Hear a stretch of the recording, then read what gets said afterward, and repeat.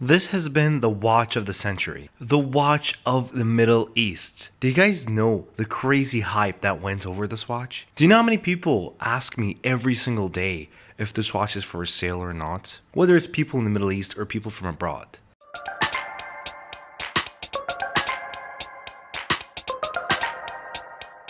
Hello everyone, I'm Sleiman from the local watch guy channel, and today I have an exciting new video for you guys where I get to compare the two beautiful West End Tiffany dials, the 37mm as well as the 41mm. I know these two pieces are in extreme demand right now in the market, and I'm here to make your life easier just to show you the main differences between the two. The demand for this was completely unexpected, and I don't know if it's because of the Tiffany dial, with all the Tiffany craze going on in the world, after the prices we've been seeing with the Nautilus and whatnot. But let me tell you this, I finally have my hands on both of these watches, and one of them is mine and the other is not. But I'm here to compare to you guys the difference between the 41mm and the 37mm Tiffany West End. Let me tell you guys something about these watches. I love the design and basicness that goes into developing this watch. If you haven't heard of West End, it's a really old brand that has been around for quite a while, and it is a great alternative to all the expensive pieces that we're seeing nowadays. So this is a really good option for people who want something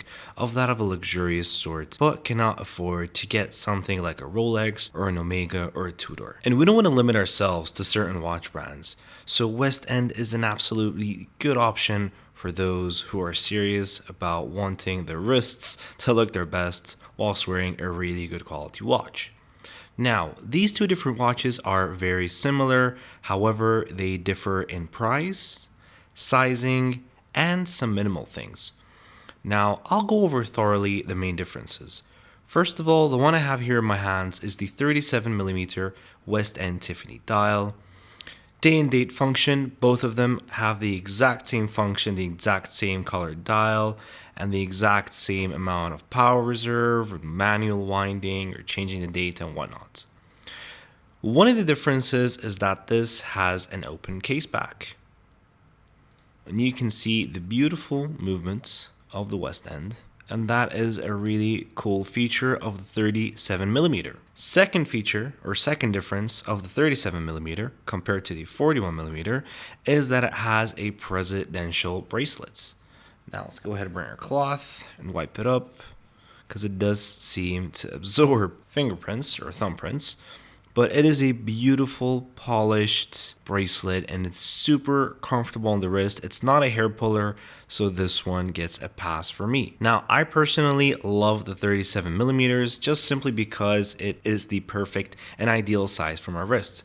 So if we go ahead and wear this watch, you'll see that it is an absolute stunner. It's fairly small on my wrists, and I have a 7.8-inch wrist, so this kind of sits perfect for me. Another difference that I did notice with the 37mm version is that when you wind the watch, it is fairly difficult. You can see that the crown is extremely tightly, and I don't know if this is a design flaw, but it's really hard to rotate, and I'm not too sure if it's just with this watch or this is how it is on 37mm West Ends. I simply have a hard time winding this watch, and you do wind it with the crown pushed in all the way in its normal position. However, any other functions such as the date works just fine. Now let's go over to the 41mm version. So this is the 41mm version. Now this is not mine, this belongs to a family member of mine, but I simply borrowed it to review it for you guys. The 41mm version is a really cool watch for those people who want something slightly larger and slightly bigger than its smaller brother, the 37mm, and you can see the size difference. And I would say the 37mm is quite an interesting size because it's kind of an awkward size, but to me personally it is perfect because we're used to seeing 39mm, 38.5, but 37mm just seems to hit the sweet spot. Alright, let's not get too distracted, and now let's look at the differences on the 41mm. First of all, it's got a Jubilee bracelet. Now this isn't one of those cheap rattly Seiko bracelets, no offense to Seiko, but it is of extreme good quality. It's very hefty. You'll notice that if you ever try these on in person, the 41 millimeters is quite heavy as compared to its little brother, the 37 millimeter.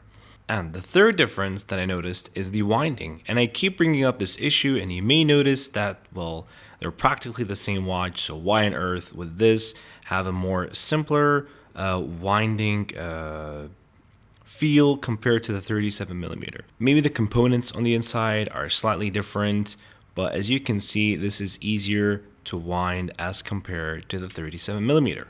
And the final difference between this and the other smaller version is that this has a closed caseback.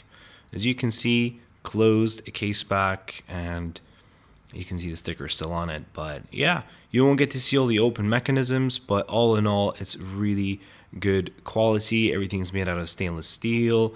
In terms of thickness, I believe they are similar, no differences there. And which ones do I personally prefer? To be honest, they both look quite good on my wrists. I did enjoy wearing the 37 millimeters, and I did try the 41 millimeters, and they both are of really good quality. Now, I know you're probably asking, which one do I prefer?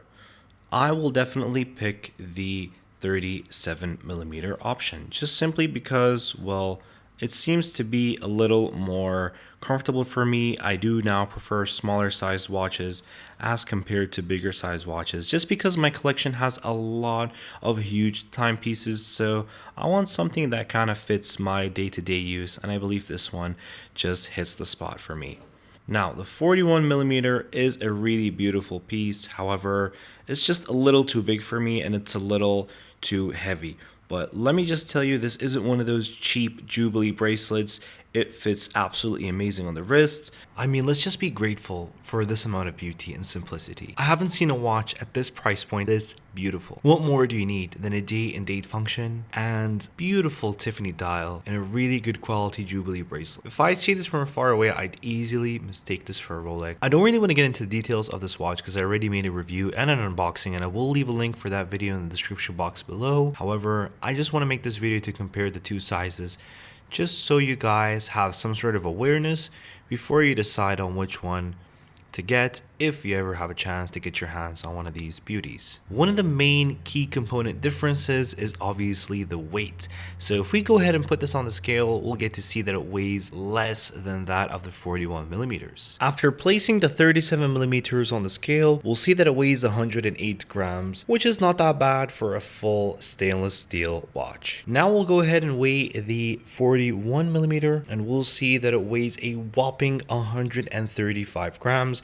Obviously a bigger watch, meaning that it is a heavier piece. And that is all for today, guys. I hope you enjoyed the video, and I hope this video was really useful for you. If you did enjoy it, please leave a thumbs up and subscribe to this video, as it really does help me out quite a lot. And I'll see you guys soon. Take care.